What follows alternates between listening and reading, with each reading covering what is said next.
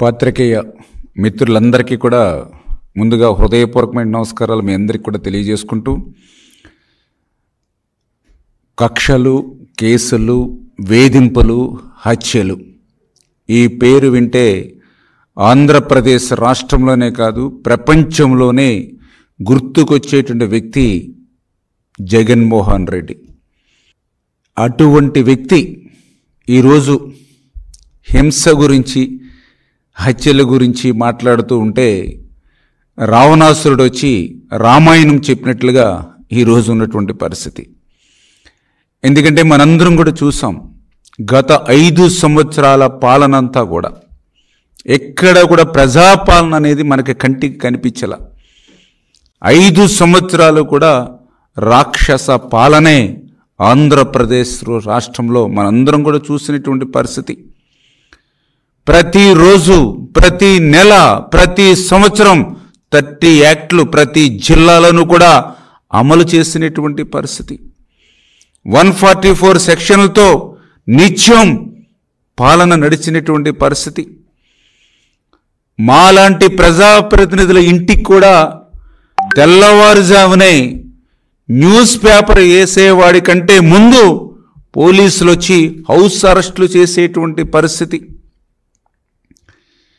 ఇటువంటి దుర్మార్గమైనటువంటి నియంతృత్వ, నిరంకుశత్వ పాలన నుంచి మొన్న జరిగినటువంటి ప్రజలు విముక్తి కోరుకుని తెలుగుదేశం, జనసేన, బీజేపీ ఎన్డీఏ ప్రభుత్వానికి అఖండ విజయాన్ని, ఆంధ్రప్రదేశ్ రాష్ట్ర చరిత్రలోనే ఆ చరిత్రనే తిరగరాసేటువంటి విధంగా మొన్న ప్రజలు ఏదైతే 175కి 164 సీట్లు ఇచ్చి ఏదైతే ఎన్డీఏ ప్రభుత్వాన్ని గెలిపించారో, ప్రజాప్రభుత్వాన్ని ఏర్పాటు చేసుకున్నారో, దాన్ని చూసి వార్వలేక ఈవేళ జగన్మోహన్ రెడ్డి తప్పుడు రాతలతో, ఈవేళ తప్పుడు ప్రచారంతో ప్రజల్ని మరొక్కసారి మభ్యపెట్టాలనేటువంటి ఆలోచన.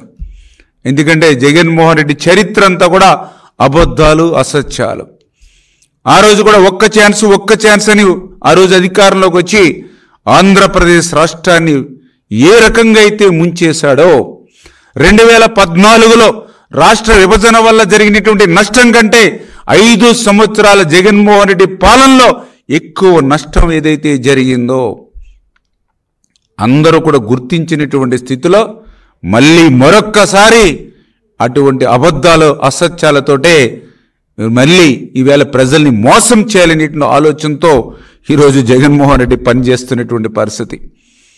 ఎందుకంటే ఈరోజు కూడా చూసాం, ఏదైతే నంద్యాల జిల్లా మరి జగన్మోహన్ రెడ్డి మరి ఆయన పరామర్శ పేరు చెప్పి వెళ్ళి ఆయన మాట్లాడినటువంటి మాటలు చూస్తూ ఉంటాయి. ఏదైతే అక్కడ జరిగినటువంటి సంఘటన ఏదైతే ఉందో దాన్ని చూస్తే చాలా క్లియర్గా అందరూ చెప్తూ ఉన్నారు. ఏదైతే నంద్యాల జిల్లా మహానంది మండలం సీతారాంపురం విలేజ్ ఏదైతే ఉందో అక్కడ దళితులకు సంబంధించి, ఎస్సీలకు సంబంధించి ఎకరం 40 సెంట్ల భూమి ఏదైతే ఉందో అక్కడ వైఎస్ఆర్సీపీ నాయకుడు నారపరెడ్డి ఆయన లీజుకు తీసుకొని, ఆ లీజు సమయమైనా కూడా వాళ్ళకి డబ్బులు కూడా సరిపెట్టినటువంటి స్థితిలో ఆ ఎస్సీలని తిరిగి వేధిస్తున్నటువంటి స్థితిలో ఆ యొక్క గ్రామ పెద్ద ఎవరైతే ఉన్నారో ఆ శ్రీనివాసరెడ్డి ఆ యొక్క వైఎస్ఆర్సీపీ నాయకుడిని, ఆ నారపరెడ్డిని, ఆ ఎస్సీలకు సంబంధించినటువంటి ఆ భూమిని, ఆ లీజు ముగిసిపోయింది కాబట్టి వారి భూమి వారికి వెనక్కి తిరిగి ఇమ్మని ఆ గ్రామ పెద్ద శ్రీనివాసరెడ్డి ఆ వైఎస్ఆర్సీపీ నాయకుడు నారపరెడ్డికి చెప్పినటువంటి పాపానికి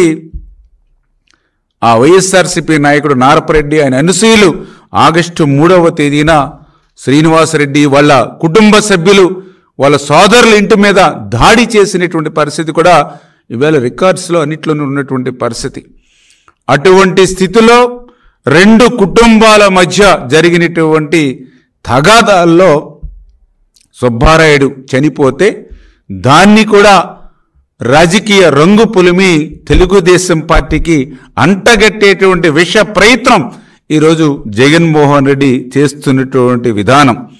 ఎందుకంటే మొన్న కూడా మనం చూసారు, ఏదైతే మరి గుంటూరులో కూడా ఇద్దరు రౌడీ షీటర్స్ మరి కొట్టుకొని మరి ఒకరు చనిపోతే అది కూడా ఏ రకంగా అయితే మరి తెలుగుదేశం పార్టీకి అంటగట్టాలనే ప్రయత్నం జగన్మోహన్ రెడ్డి చేసి ఏ రకంగా అయితే విఫలం చెందాడో మళ్ళీ ఈరోజు నంద్యాల మరొక డ్రామాకి ఈవేళ జగన్మోహన్ రెడ్డి తెరదీసినటువంటి పరిస్థితి. అంటే ఆంధ్రప్రదేశ్ రాష్ట్రంలో ప్రజలు జగన్మోహన్ రెడ్డిని మర్చిపోయినటువంటి స్థితిలో తన ఉనికిని కాపాడుకోవడం కోసం ఏదైతే వ్యక్తిగతమైనటువంటి కానీ ఆస్తి తగాదాలు కానీ ఇల్లీగల్ కానీ ఇట్లా ఏ ఇష్యూలో ఎవరు చనిపోయినా ఆ శవ రాజకీయాలు చేయడంలో ఈరోజు జగన్మోహన్ రెడ్డి ఆరితేరిపోయినట్లుగా ఈరోజు మనందరికీ కూడా కనిపిస్తున్నటువంటి పరిస్థితి.